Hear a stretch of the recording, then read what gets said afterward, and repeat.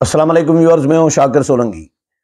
Viewers, J you آئی اور Peoples party کا حکومت میں شمولیت کے معاملے پر تو اتحاد نہیں ہو سکا، لیکن سینٹ کے ضمنی انتخابات پر اتحاد ہو گیا ہے، اور سینٹ کے ضمنی انتخابات جو ہیں 14 مارچ کو ہونے جا رہے ہیں۔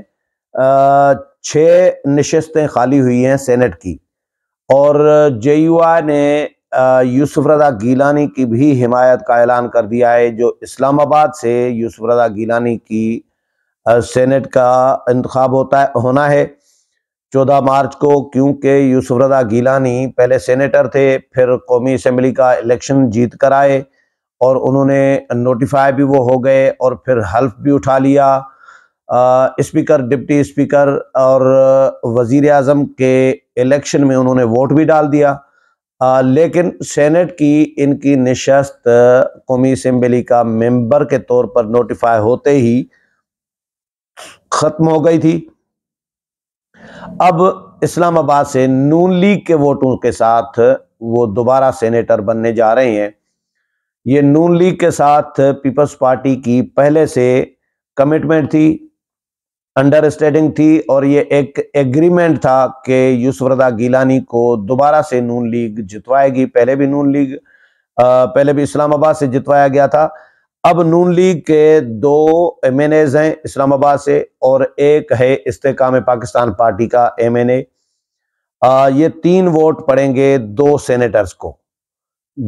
جن 2 سینیٹرز کو 2 ووٹ پڑیں گے، جن امیدواروں کو، وہ سینیٹرز منتخب ہو جائیں گے۔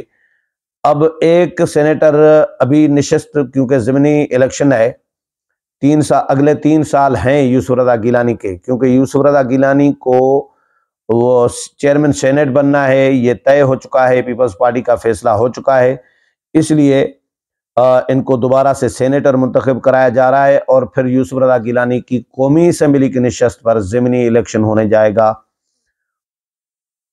تو ایک تو یہ خبر ہے، جے یو آئی کے حوالے سے میں آپ کو خبر یہ آئی تھی کہ جی سینٹ کی جن نشستوں پر ضمنی الیکشن ہوگا، ان میں یوسف رضا گیلانی کی ہے ایک نشست، اسلام آباد کی مولانا عبدالغفور حیدری کی ہے بلوچستان سے، اور نثار کھوڑو کی ہے سندھ سے۔ یہ نشستیں خالی ہوئی ہیں۔ جام مہتاب، پرنس احمد عمرزئی اور سرفراز بگٹی کی بھی نشستیں خالی ہوئی ہیں، کیونکہ سرفراز بگٹی نے نگران وفاقی وزیر داخلہ تھے، تو انہوں نے اس وقت استعفیٰ دے دیا تھا الیکشن لڑنے کے لیے، اور انہوں نے وزیر اعلیٰ بننا تھا، پیپلز پارٹی میں جانا تھا، جو ہو گیا ان کا۔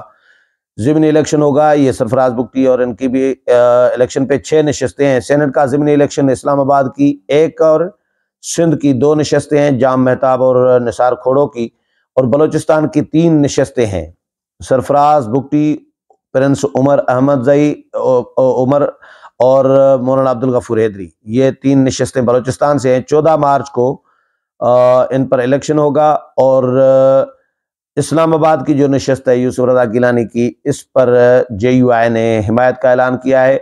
آج جو دن گزر گیا، مولانا عبدالغفور حیدری کی قیادت میں جے یو آئی کا ڈیلیگیشن پیپلز پارٹی والوں کے پاس گیا تھا۔ پیپلز پارٹی سینٹرل سیکریٹریٹ میں ایک طویل مذاکرات ہوئے، اور یہ بڑا زبردست ہے کہ مجھے کسی دوست نے کہا کہ یار جے یو آئی نے آصف علی زرداری کو صدارتی الیکشن میں ووٹ نہیں دیا، یعنی پیپلز پارٹی کو ووٹ نہیں دیا صدارتی الیکشن میں، اور پیپلز پارٹی کے ڈپٹی اسپیکر قومی اسمبلی کو بھی ووٹ نہیں دیا، لیکن یوسف رضا گیلانی کو ووٹ دینے جا رہی ہے جے یو آئی سینٹ کے الیکشن میں۔ تو جب یوسف رضا گیلانی کو دینے جا رہی ہے، تو پھر آصف علی زرداری کو کیوں نہیں دیا؟ تو میں نے اس کو دوست کو کہا، میں نے کہا دیکھیں، آصف علی زرداری اور مولانا فضل الرحمان آپس میں دوست ہیں، دوست رہے ہیں، ابھی بھی ہیں۔ اختلافات، گلے شکوے اپنی جگہ پر ہو سکتے ہیں، لیکن دوستی ہے ان کی۔ تو مولانا فضل الرحمان خود صدارتی امیدوار کے خواہش مند امیدوار تھے۔ ابھی کراچی میں مولانا گئے تھے، تو مولانا نے خود یہ اظہار کیا تھا کہ میرے خلاف اصل سازش انہوں نے کی ہے، جن کو پتہ چلا کہ فضل الرحمان میرے مقابلے میں صدارتی امیدوار کے طور پر سامنے آ رہے ہیں، اس لیے انہوں نے سازش کی، یعنی ڈائریکٹ آصف علی زرداری پر الزام۔ تو مولانا آصف علی زرداری کی اس پوری گیم یہ جو الیکشن میں کی گئی اس کے خلاف ہے۔ مولانا آصف علی زرداری پر الزام بھی لگا رہے ہیں کہ انہوں نے 2 حکومتیں خریدی ہیں، 2 صوبائی اسمبلیاں، بلوچستان اور سندھ کی اسمبلیاں پیسوں سے خریدی ہیں۔ تو مولانا کو آصف علی زرداری سے تو گلے شکوے بہت زیادہ ہیں۔ یوسف رضا گیلانی کی کہانی کچھ اور ہے۔ یوسف رضا گیلانی کے ساتھ اپنی ایک انڈرسٹینڈنگ بھی ہے، لیکن کیونکہ گیو اینڈ ٹیک ہوتا ہے نا، پھر بلوچستان میں مولانا عبدالغفور حیدری کو بھی جتوانا ہے، نشست خالی ہوئی ہے بلوچستان میں مولانا عبدالغفور حیدری کی، تو پیپلز پارٹی کے ووٹوں کی وہاں پہ ضرورت پڑ سکتی ہے۔ جے یو آئی کے تو 12 ووٹ ہیں، پیپلز پارٹی کے زیادہ ہیں بلوچستان میں، تو پیپلز پارٹی کے ووٹوں کی بلوچستان میں جے یو آئی کو ضرورت پڑ سکتی ہے۔ یہ گیو اینڈ ٹیک ہوتا ہے، یہ کوئی مولانا نے یوسف رضا گیلانی پہ جے یو آئی نے احسان نہیں کیا بلکہ گیو اینڈ ٹیک کیا ہے۔ تو اس طرح یہ پیپلز پارٹی اور جو جے یو آئی ہے ان کے درمیان ایک انڈرسٹینڈنگ ہو گئی ہے۔ اس میں جو پیپلز پارٹی نے جاری کیا ہے اعلامیہ، اس کے مطابق پیپلز پارٹی کی جمہوری نظام کے تسلسل کی خاطر پارلیمانی قوتوں سے مفاہمانہ پالیسی کی بڑی کامیابی سامنے آئی ہے۔ پیپلز پارٹی کے مرکزی دفتر میں پارٹی کے مرکزی رہنماؤں سید نیر بخاری، یوسف رضا گیلانی اور جے یو آئی کے مرکزی رہنما مولانا عبدالغفور حیدری نے مشترکہ پریس کانفرنس کی ہے، میٹنگ کی ہے، پہلے مذاکرات کیے ہیں، اس کے بعد مشترکہ پریس کانفرنس کی ہے۔ اور سیکرٹری جنرل نیر بخاری اور یوسف رضا گیلانی نے جے یو آئی کا پارلیمانی وفد پارلیمانی پیپلز پارٹی سیکریٹریٹ میں آیا، خوش آمدید کہا۔ نیر بخاری نے میڈیا سے گفتگو کرتے ہوئے کہا کہ 14 مارچ کو سینٹ کی خالی نشستوں پر الیکشن ہونے جا رہے ہیں۔ بلوچستان سے 3 سینیٹرز کی نشستیں خالی ہوئی تھیں۔ جمعیت علماء اسلام نے بلوچستان میں حمایت مانگی ہے۔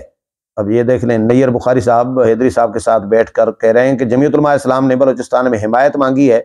پیپلز پارٹی جمعیت علماء اسلام کو بلوچستان کے سینیٹرز کی نشستوں پر حمایت کرے گی اور جمعیت علماء اسلام اسلام آباد کے سینٹ کی نشست پر سید یوسف رضا گیلانی کی حمایت کرے گی۔ اچھا سوری، میں نے 3 سینیٹرز کی بات کی ہے، لیکن قومی اسمبلی کے تمام ممبران اسلام آباد کے 2 سینیٹرز منتخب کرتے ہیں۔ یوسف رضا گیلانی کو اکثریت چاہیے قومی اسمبلی کے تمام ممبران کی، تو قومی اسمبلی کے تمام ممبران یوسف رضا گیلانی کو ووٹ دیں گے۔ تو جے یو آئی کی 11 نشستیں ہیں،